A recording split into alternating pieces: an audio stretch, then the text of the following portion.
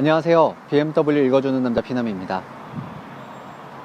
오늘은 BMW의 118D 시승기를 준비했어요. 오늘도 역시 외관 리뷰부터 좀 하고 여러분들께 118D에 대한 느낌을 소개를 해드릴 겁니다. 이 118D 모델이 BMW에서 가장 작은 모델임에도 불구하고 이 차는 굉장한 매력들이 숨어있는 차량입니다. 어떤 매력들이 있는지 일단 외관부터 좀 둘러보고 여러분들께 안내를 드려보도록 하겠습니다. 전면 모습입니다. 과거 후륜구동이었던 118D가 신형으로 바뀌면서 전륜구동이 되었죠. 그러다 보니까 이 차량의 밸런스가 미묘하게 조금 뒤틀리는 부분이 있어요. 첫 번째가 바로 이 본넷의 길이입니다.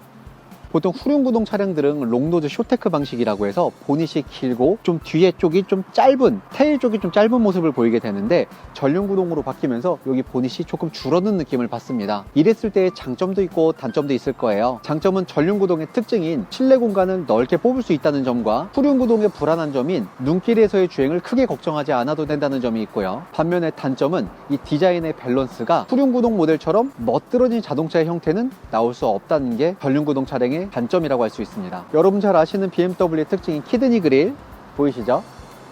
그리고 이 모델은 조이 모델이기 때문에 M 스포츠 모델이 아닙니다. 그래서 여기 인테이크 부분이 이렇게 일자로 이어진 형태를 보여줍니다. 그리고 헤드라이트가 보이죠? 최근 출시되는 BMW 차량들의 특징을 보면 이 보닛과 그릴이 바로 만나는 디자인을 쓰고는 합니다. 그런데 118D 모델은 보닛과 그릴 사이에 이렇게 파츠가 하나 더 있어요. 그리고 이 파츠는 범퍼로 이어지게 됩니다. 어떻게 보면 조금 오래된 방식의 디자인 형태라고 볼 수도 있는데요. 저는 이 부분이 더 마음에 듭니다. 여기 이렇게 보닛이 좀 짧게 끝나주는 바람에 차량이 조금 더 스포티하고 귀여워 보이는 특징이 있어요. 측면 모습입니다. BMW 디자인의 특징은 여러분 잘 아시겠지만 스포티한 디자인의 특징입니다. 그래서 기본적인 벨트 라인은 앞에는 좀 낮고 뒤로 올라갈수록 상승하는 형태를 띠고 있어요. 그리고 보통 후륜구동차에서 여기 부분을 보시면 전륜구동차는 여기가 극단적으로 짧고 크기가 작은 차일수록 더 그렇습니다. 후륜구동차들은 차가 작아도 여기가 좀 긴 모습을 볼 수가 있는데 1시리즈 모델은 전륜구동으로 바뀌었음에도 불구하고 여기 부분이 좀 길게 뻗어 있습니다. 그래서 저도 사실 이 모델을 실물로 봤을 때 이거 후륜 아닌가 싶을 정도로 여기가 적당한 거리감이 있었어요. 이런 부분이 BMW 특징이라고 할 수 있는데 최대한 무게중심을 중앙으로 몰았다는 이야기이기도 합니다. 여기는 이 벨트 라인은 생각보다 각이 더 날카롭게 져 있습니다. 그래서 이 정도 각도에서 봤을 때 이 차량의 느낌이 굉장히 스포티해 보이는 느낌을 갖습니다. 그리고 이 벨트 라인의 디자인이 앞 펜다부터 시작해서 도어는 말할 것도 없고요. 뒤쪽까지 올라가서 주유구까지 라인이 들어간 걸 볼 수가 있습니다. 웬만해선 어떤 각도에서 보더라도 차량 느낌이 전반적으로 스포티한 느낌을 줍니다. 후면 보겠습니다. 후면의 느낌은 전작에 비해서 굉장히 세련되고 날카로워졌어요. 일단 테일라이트가 날카로운 각을 굉장히 많이 쓰고 3D 입체로 테일라이트가 디자인되어 있습니다. 그래서 보면 이렇게 굴곡이 좀 져 있고 뒤에서 실제로 이 차량을 봤을 때도 적당한 굴곡이 느껴지면서 차량의 볼륨감을 좀 살려줍니다. 그리고 X6 때도 제가 마찬가지로 말씀드렸지만 이 차량이 좀 작은 차량이에요. 그러다 보니까 직선을 굉장히 과감하게 씁니다. 여기 이렇게 굳이 안 들어가도 될 라인에도 직선을 넣어서 차량을 직선으로 길게 뻗게 만들고요. 그리고 테일라이트를 가로질러서 여기도 직선을 쓰고, 그리고 여기 트렁크 라인은 이렇게 굴곡이 지는 부분인데요. 여기도 리플렉터를 여기다 일부러 배치함으로써 일종의 이 직선이 연장되는 느낌을 보여주면서 차량이 전반적으로 커 보이도록, 넓어 보이도록 하는 디자인 형태를 갖고 있습니다. 그리고 요새 차는 다 비슷하지만 요 머플러는 당연히 듀얼 타입으로 되어 있습니다. 실내도 좀 보겠습니다. 실내 모습입니다. 계기판은 당연히 풀 LCD로 되어 있고 라이브 콕핏 계기판이 적용됩니다. 컨트롤 디스플레이는 역시 터치가 가능한 큰 화면에 컨트롤 디스플레이가 들어가 있습니다. 시선을 좀 내려볼까요? 가장 기본형인 조이 모델을 고르시더라도 에어컨은 역시 프로토 에어컨입니다. BMW의 장점이 굉장히 여러 개가 있지만 그 중에 하나는 아주 효율적이고 아주 금방 시원해지는 에어컨이에요. 역시 118D 모델에도 오토 에어컨이 적용되어 있습니다. 그리고 제가 늘 자랑하는 BMW의 즐겨찾기 버튼, 아주 유용하죠. 이 즐겨찾기 버튼이 왜 중요하냐면 제 영상에서도 나오겠지만 118D 모델은 가장 기본 트림을 고르셔도 이렇게 내비게이션이 적용됩니다. 즐겨찾기와 내비게이션 기능 연동은 아시죠? 이런 부분들이 118D 모델의 아주 큰 장점입니다. 이 모델은 118D 조이 모델이다 보니까 스티어링 휠에 뭐 없어요, 뭐 텅텅 비었어요. 지금 크루즈 컨트롤도 없고, 네, 이렇게 리미트 버튼만 하나 있고요. 우측에는 볼륨 조절과 관련된 오디오랑 관련된 버튼들이 준비되어 있습니다. 이렇게 기능이 없는데도 불구하고 이 스티어링 휠의 디자인 자체는 꽤 준수한 편입니다. 센터 콘솔 한번 보겠습니다. 센터 콘솔은 현재 판매되고 있는 G바디 모델과 거의 대동소이합니다. 아이드라이브 셀렉터가 있고 기어 노브는 굉장히 짧아졌어요. 이 짧아진 기어 노브는 BMW에서 신형 3 시리즈에서 먼저 선을 보였었죠. 이렇게 짧아진 기어 노브가 특징이고요. 아쉽게도 조이 모델에는 무선 충전 패드가 지원되지 않습니다. USB-A 타입 소켓이 하나 있고 12V 아울렛 전원이 있습니다. 뒷좌석으로 가볼게요. 뒷좌석으로 가기 전에 시트부터 좀 말씀드려야 될 것 같아요. 128D 조이 모델에 들어가는 시트는 직물입니다. 그리고 이렇게 띠도 데칼도 있죠. 근데 이 직물 시트가 과거에는 굉장히 저렴하고 안 좋은 시트였지만 요새는 이 슈퍼카에서도 직물 시트를 굉장히 적극적으로 사용합니다. 이 차량이 통풍 기능이 없고 열선 기능만 있는 차량인데 직물 시트의 장점은 여름에도 땀이 가죽 시트에 비해 확실히 덜 찹니다. 여름에 덜 뜨겁고 겨울에 덜 차가운 게 이런 직물 시트의 특징 중 하나입니다. 그리고 전체 다 직물로 한 건 아니고요. 많이 해지기 쉬운 이런 엣지 부분, 여기는 가죽을 사용하고 있습니다. 무릎 쪽도 마찬가지고요. 이제 뒷좌석을 보겠습니다. 현재 이 시트의 위치는 제 키에 맞춰서 시트 포지셔닝을 해둔 상태이기 때문에 이 상태에서 뒷좌석 공간을 보면 어느 정도 느낌인지 정확하게 알려드릴 수 있을 것 같습니다. 네, 뒷좌석 공간입니다. 뒷좌석을 보면 확실히 작은 차기 때문에 레그룸이 넉넉해 보이지는 않습니다. 하지만 실제로 앉아보면 BMW 시트가 제일 잘하는 것 중에 하나가 이 뒷좌석에 앉으신 분들이 다리가 좀 편할 수 있게 이 무릎이 위치할 만한 부분을 이렇게 푹 파놓습니다. 그리고 다리가 놓여지는 위치 역시 푹 파놓아서 상대적으로 좁은 레그룸에서도 뒤에 탄 탑승객이 적당히 편할 정도의 공간을 제공하는 게 BMW 시트의 특징입니다. 이제 트렁크도 한번 보겠습니다. 지금 여러분들께 선보이고 있는 이 차량이 스토리지 컴파트먼트 패키지가 장착되지 않은 차량이에요. 그래서 이렇게 트렁크를 열어보면 그냥 공간이 밑으로 푹 꺼지는 이런 수납 공간을 갖고 있습니다. 근데 이 수납 공간이 저는 전혀 나쁘지 않다고 생각해요. 보기에는 조금 예뻐 보이진 않을 수 있지만 이 작은 해치백들의 특징이, 그리고 이 특징은 보통 단점입니다. 트렁크 쪽에 수납 공간이 부족하다는 게 해치백들의 단점인데요. 그런 단점을 깊이로 해결하는 게 바로 BMW입니다. 이걸 가능한 이유는 BMW 차량은 전부 다 럼플렛 타이어를 쓰기 때문에 이런 식의 트렁크 공간 활용도 가능해지곤 합니다. 그리고 시트 보니까요, 네, 줄 가 있습니다. 4대 2대 4로 시트 폴딩이 가능하다는 이야기입니다. 차량은 작지만 필요하다면 시트를 폴딩해서 짐을 더 넓게 수납할 수 있는 것, 이게 바로 실용적이라는 말과 어울리는 부분이죠. 이렇게 128D 모델의 내외관을 아주 간단하게 둘러봤습니다. 사실 1 시리즈가 디자인이 멋지긴 하지만 디자인으로 승부하는 차는 아니다 보니까 외관과 내부 리뷰를 아주 살짝만 리뷰를 했고요. 이제 바로 시승을 하면서 여러분들께 이 차의 느낌을 생생하게 전달해 드릴 수 있도록 하겠습니다. 그럼 출발해 보겠습니다. 그럼 출발해 보도록 하겠습니다.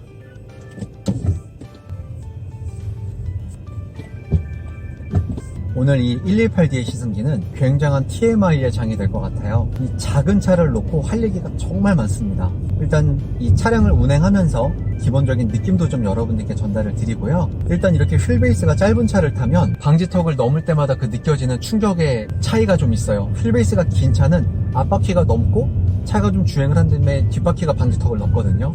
근데 이게 휠베이스가 짧은 차는 앞바퀴가 넘자마자 뒷바퀴가 또 방지턱을 넘습니다. 그래서 운전자가 계속 아이쿠 하면서 충격을 받게 됩니다. 물론 승차감에 있어서는 휠베이스가 긴 차가 당연히 더 유리하겠지만 휠베이스가 짧은 차량의 장점들도 있습니다. 급격한 코너링을 하거나 스포티한 운전을 할 때, 특히 조향을 많이 할 때는 휠베이스가 짧은 차량이 훨씬 더 재미있고 유리해요. 아주 비싼 스포츠카를 보셔도 휠베이스가 굉장히 짧습니다. 스포츠카이기 때문에 운동 성능을 극대화하기 때문이에요. 이 128D의 시내 주행이 어떠하냐면 굉장히 오묘한 느낌입니다.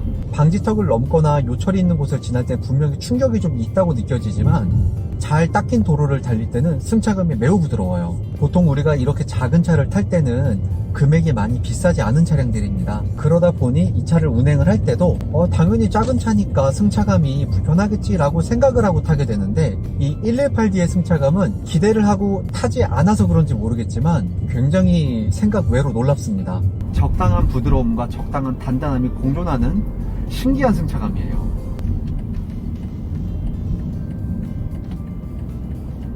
아주 아쉬운 점이 하나 있다면 외부 소음은 실내로 유입이 좀 되는 편입니다. 지금 시내 주행을 하면서도 외부 소음이 좀 들리는 편이어서 차가 왜 이러지 하면서 창문을 제가 체크했는데 창문은 전부 다 닫혀 있었거든요. 이건 어쩔 수 없이 좀 이 차량을 보시는 분들께는 미리 좀 숙지하셔야 될 부분 중에 하나입니다.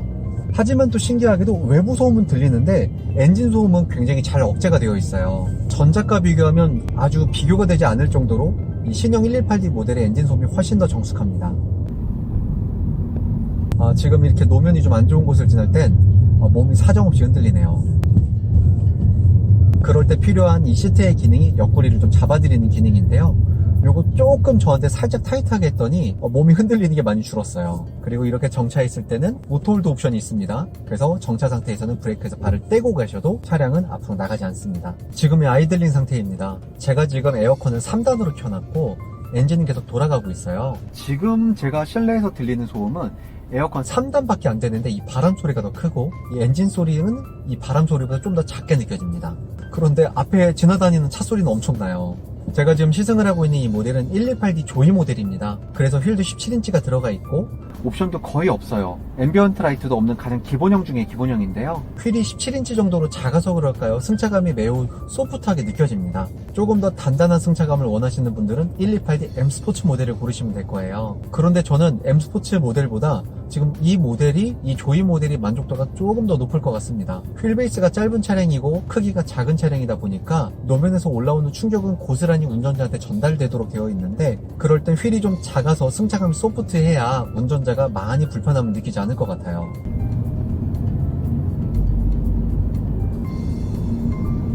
이 자동차 산업에 있어서 이런 소형 해치백 모델은 매우 중요한 전략 모델이 되고는 합니다. 이유는 가격이 비싸지 않기 때문에 누구나 부담없이 살 수 있고 그리고 누구나 부담없이 살 가격이기 때문에 품질이 좋아야 됩니다. 이런 소형 해치백을 구매하는 분들의 성향을 보면 보통 사회 초년생들 그리고 여성분들이 이런 소형 해치백들을 좀 선호하시는 편이에요. 그랬을 때 이 브랜드들이 이 차를 어떻게 만드냐에 따라서 이 차를 거의 첫 차로 구매하시는 이 고객들이 이 브랜드에 대한 인상을 강렬하게 갖게 됩니다.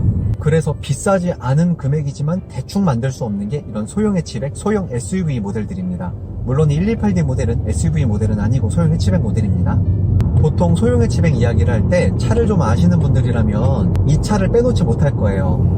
폭스바겐 골프, 이 소형 해치백 모델의 교과서라고도 할 수 있고요. 엄청나게 수많은 자동차 제조사가 골프를 잡겠다고 모델들을 개발했지만 아직까지는 골프를 뛰어넘는 차가 없었습니다. 이 소형 해치백을 제가 아까 잠깐 말씀드렸고 골프를 말씀드렸는데요. 골프는 크기가 크지는 않지만 수납 공간이 넉넉하고 비싸지 않고 차의 기본기가 굉장히 뛰어납니다. 그리고 3천만 원 정도 되는 차량 금액에 듀얼 클러치 미션까지 들어가요.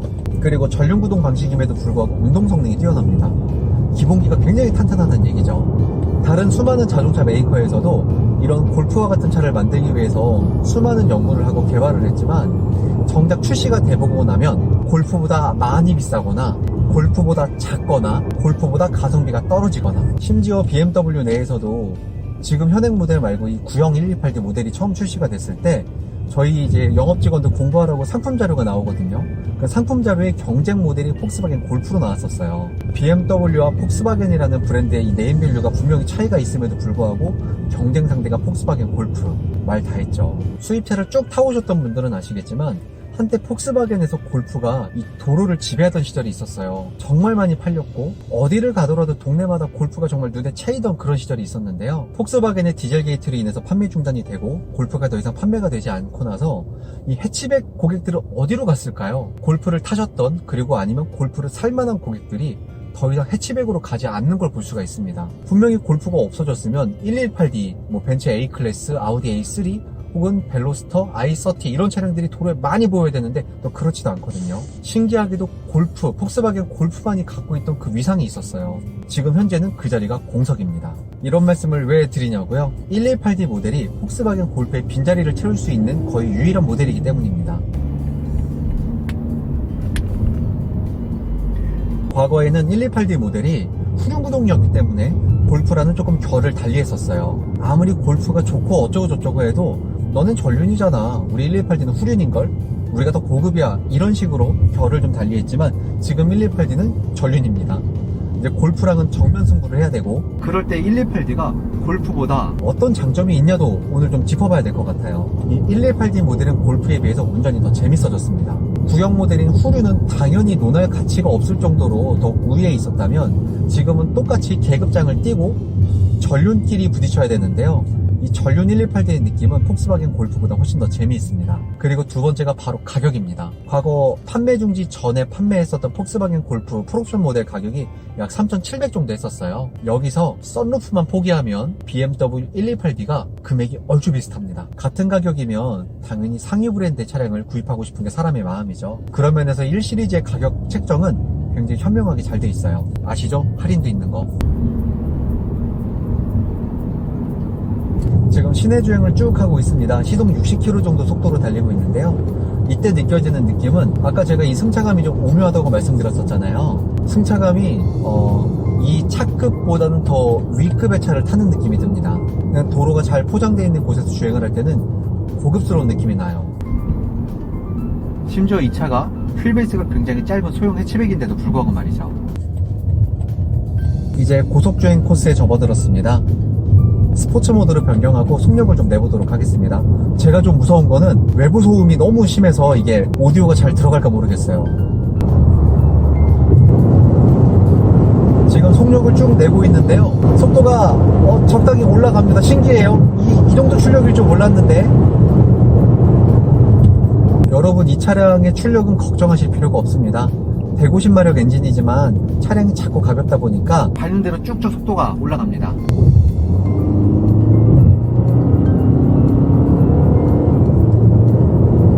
지금 꽤 고속으로 달리고 있는데 뒤쪽이 흐르거나 그런 느낌은 전혀 없습니다.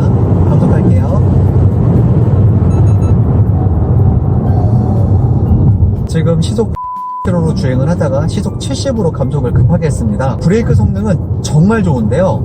아무래도 차량이 전륜이고 좀 가볍다 보니까 조금씩의 타이어 마찰음은 노면에서 들려옵니다. 그런데 그런 걸 감안하고라도 이 차는 운전을 굉장히 재밌게 할 수 있는 차량인 것 같습니다. 분명히 후륜구동 모델에 비해선 조향하는 느낌도 조금은 차이가 있고 고속으로 주행하다 급하게 제동을 했을 때 살짝 불안한 것도 있지만 이 불안한 건 제가 시승을 많이 해본 사람으로서 불안한 정도 수준이고 일반 사람들이, 그러니까 저처럼 시승을 많이 하는 분들이 아니라면 이 정도면 거의 100점 만점에 90점을 줄 수 있는 충분한 제동 성능을 갖고 있습니다.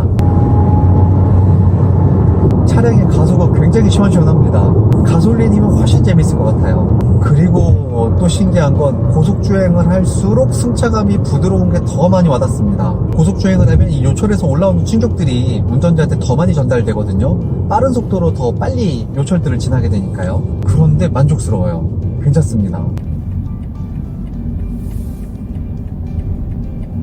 그리고 여러분들 잘 아시겠지만 이 차량에는 ARB라는 옵션이 들어가 있습니다. 쉽게 말씀드리면 차량의 조향을 조금 더 날카롭게 해주는 장치인데요. 이 장치는 운전자는 이 장치가 개입되는 걸 거의 느끼지 못해요. 거의가 아니라 그냥 못 느낀다고 보시는 게 맞을 거예요. 그런데 신기하게 이 옵션이 운전을 재밌게 만들어줍니다. 더 쉽게 말씀드리면 운전을 못하는 사람이 이 차를 운전을 해도 내가 운전을 좀 잘하는구나 라고 느끼게 만들어줍니다. 일반 전륜구동차에서 느낄 수 없는 조향을 해보면 각이 살짝 더 예리하게 들어가요. 이거는 운전을 해보시면 쉽게 이해하실 겁니다. 안 돌아질 것 같은 코너를 돌 수 있어요. 그것도 매우 손쉽게. 이 150마력 출력은 주행을 좀 해보니까요. 시속 150 정도까지는 아주 무난하게 올라갈 수 있고 150 이상부터는 조금 힘들어하는 게 느껴집니다.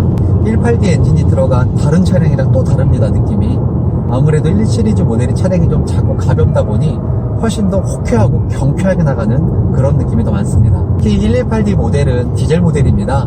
그래서 웬만큼 세려 밟아도 연비는 어느 정도 유지가 되는 편이니까 이 차량으로는 충분히 스포츠 모드로 두시고 재밌게 주행하셔도 아주 좋을 것 같아요. 추천드립니다. 제가 아까 제동 부분이 아주 살짝 불안하다고, 그러니까 시승을 많이 해본 사람 입장에서 조금 불안하다고 말씀드렸는데요. 쭉 밟다가 극단적으로 제동을 하시는 게 아니라면 일반적으로 내가 고속주행을 즐기면서 가다서다 반복하는 수준에서는 아주 수준급의 제동력을 보여줍니다. 이 수준급의 제동이라고 해서 전륜에 4P를 달고 후륜에 2P를 달고 이런 식의 수준급은 아닙니다. 순정 상태로 보았을 때 꽤 잘 섭니다. 이 1 시리즈 모델 신형이 나왔을 때 차를 좋아하시는 분들께서는 이런 얘기가 엄청나게 오고 갔었어요. 후륜 모델 1 시리즈가 드디어 전륜으로 바뀌는구나, 이제 BM도 끝났구나, 뭐 등등 엄청나게 많은 얘기와 많은 질타가 있었는데요. 정작 시승을 해보신 분들께서는 이게 진짜 전륜이라고? 이런 말씀들을 또 많이 주시기도 했습니다. 물론 차를 좋아하시는 분들께는 이 차가 전륜이니 후륜이니 이런 부분이 매우 중요할 수 있는데요. 사실 현장에서 일하는 저와 같은 사람들한테는 이 차는 굉장히 팔기가 좋은 차, 이런 개념이에요. 왜냐하면 이 차를 구매하시는 분들은 이 차가 전륜인지 후륜인지 잘 모르고 구매하시는 분들도 굉장히 많고, 이 차를 구매하시는 비율이 또 여성분들이 굉장히 높은 편이거든요. 그래서 현장에서 1 시리즈를 판매하다 보면 이 차가 전륜, 후륜 이런 걸 잘 모르시고 구매하시는 분들이 굉장히 많았어요. 후륜이 아닌 전륜 구동으로 나왔을 때도 저는 별로 걱정을 하진 않았었습니다. 그리고 또 이렇게 운전을 좀 해보니까 굉장히 매력적인 차예요. 확실히 신형이 낫구나, 모든 건 신형이 더 나은 편이구나 라는 걸 느낄 수가 있는 차종 중에 하나가 이 118기 모델입니다.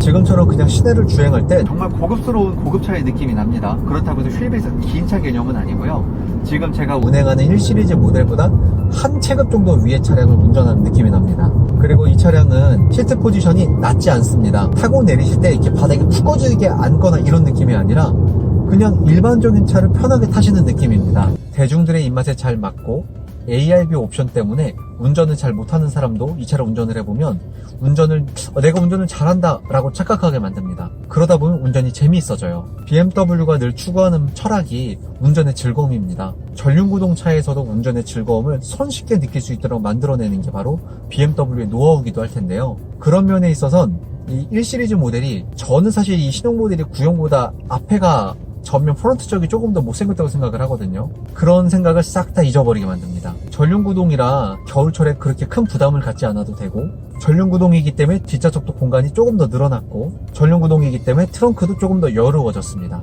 그런데 운전의 재미는 반감되지 않았어요. 이런 부분에서 BMW의 노하우를 좀 어느 정도 수준인지도 알 수 있고요. 제가 늘 말씀드리지만 BMW가 장사를 굉장히 잘하는 브랜드라고 말씀드리잖아요. 장사를 왜 잘하는 브랜드인지도 이 차를 한번 시승을 해보시면 아시게 될 거예요. 운전 자체가 부담이 없어서 너무 편안한데 승차감은 적당히 고급스럽고 가격도 그렇게 큰 부담이 안 됩니다. 그런데 심지어 운전까지 재미있고 옵션도 나쁘지 않아요. 저는 이 차량을 운행하면서 요 조이 모델이 17인치 휠이라고 말씀드렸죠. 저는 요 정도가 딱 적당하다고 봅니다. 아주 적당히 소프트한 승차감에 코너에서 감속을 하지 않고 코너를 잡아 돌릴 때는 또 적당히 쫀쫀한 느낌을 줍니다. 그래서 저는 1280D 조이나 1280D 스포츠 모델 정도가 딱 마지노선이라고 봅니다. 요거보다 조금 더 하드한 걸 원하시는 분은 M스포츠를 고르세요. 지금은 제가 주행을 시작한 지 40분 정도 됐습니다. 그때까지의 느낌은 세컨카로 이거 사고 싶다는 생각이 많이 들어요. 색깔은 조금 튀는 색깔로 고르면 좋을 것 같습니다. 보통 프리미엄 브랜드에서 이렇게 소형 해치백 모델을 운전하시는 분들을 보면 높은 확률로 전문직인 경우가 좀 많습니다. 현장에서 일을 하다 보면 그렇게 고객들을 만나게 되는데요. 그런 분들한테 굉장히 잘 어울리는 차가 될 것 같습니다. 적당히 캐릭터가 있고 운행에 전혀 부담이 없고, 그리고 이 정도 승차감이라면 이 차를 끌고 장거리 여행을 가셔도 될 만한 수준입니다. 물론 휠베이스가 긴 세단 같은 그런 느낌은 아니고 분명히 세단에 비해서는 충격이 좀 피로가 좀 쌓이긴 할 거예요. 하지만 이 정도 느낌이면 장거리 여행을 가더라도 허리가 아프다거나 그런 부담은 잘 없을 거예요. 그 정도로 꽤 괜찮은 승차감을 갖고 있습니다. 아마 이 1 시리즈를 운전해 보신 분이라면 다음 차를 다른 브랜드로 고르시기 어려울 거예요. 이 맛이 안 날 거거든요. 그리고 제가 늘 말씀드리는 바이지만 BMW 차량들, 오늘 이렇게 유튜브를 통해서 여러분들이 감정적으로 시승을 하시게 되잖아요. 직접 시승하시는 거랑 정말 차원이 다릅니다. BMW 차량은 시승자가 이야기하는 것보다 더 풍부하고 즐거운 경험을 운전자한테 전달해 줍니다. 여러분 가까운 전시장에 문의하셔서 시승차가 있는지 확인해 보시고 꼭 한번 시승을 해보시는 걸 강추드립니다. 지금은 다시 골목길 쪽 코스로 접어들었습니다. 오랜만에 굉장히 재미있는 차를 탄 느낌이에요. 인텔리전트 세이프티 같은 기능은 없지만 운전에 집중하게 해주는 그런 차량이랄까요?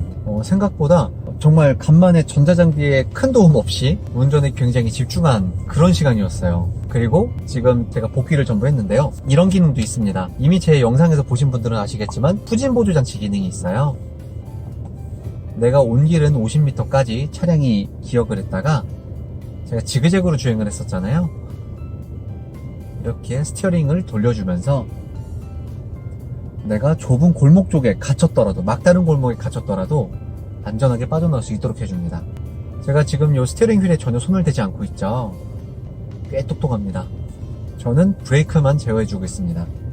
꽤 많은 거리를 지금 후진으로 왔어요. 이렇게 118D의 시승을 마쳤습니다. 생각보다 운전이 훨씬 재미있고 굉장히 스마트한 느낌의 차예요. 운전을 못하는 사람도 운전을 잘할 수 있도록 운전을 잘하는 듯한 착각을 불러일으키는 굉장히 재밌는 차입니다. 여러분들께서 이 차량을 보시게 되면 반드시 거쳐야 되는 것 중 하나가 시승일 건데요. 시승하실 때의 포인트는 이 차량의 엔진 정숙성, 그리고 두 번째가 승차감, 그리고 세 번째가 이 조향의 즐거움입니다. 그리고 가장 눈여겨보셔야 될 안 좋은 부분 중에 하나는 외부 소음이에요. 이 외부 소음 같은 경우는 사람마다 차이점이 좀 있을 수 있으니까 여러분들께서 직접 운전을 해보시고 판단하시면 좋겠습니다. 지금까지 BMW 읽어준 남자 비남이었습니다. 다음 영상은 더 재미있고 신기하고 유익한 주제로 찾아뵐게요. 이 118D에 대해 더 궁금하신 점이 있으시다면 언제든 댓글 남겨주십시오. 그럼 안녕!